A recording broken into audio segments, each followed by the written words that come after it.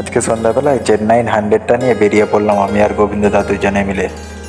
कैसे कैसे लोग रहते हैं यार यहाँ पर। साला तुमको पागल कुत्ते का गाड़ी उठा के ले जाएगा बता रहे हैं हम। কালকে সন্ধ্যাবেলা বেরিয়ে পড়লাম সাইকেলটা নিয়ে আমি আর গোবিন্দদা দুজনে মিলে, কারণ আমরা যাচ্ছি দুজনে মিলে ফাস্টফুডের দোকানেতে।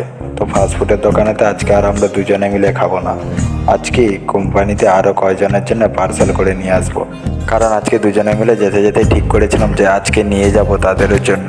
সেই জন্য আমরা দুজনে প্রথমে গিয়ে দুটো রোল অর্ডার দিয়ে দিলাম আর বাকি পার্সেল বলে দিলাম। তারপরে আমাদের দুজনে দুটো রোল হয়ে যেতে আমরা খেতে লেগে পড়লাম। এদিকে আমরা যে 10 পিস ব্রেড পকোড়ার অর্ডার দিয়ে দিয়েছিলাম, তো সেইটাও প্রায় শেষের দিকে হয়েই এসেছে প্রায়।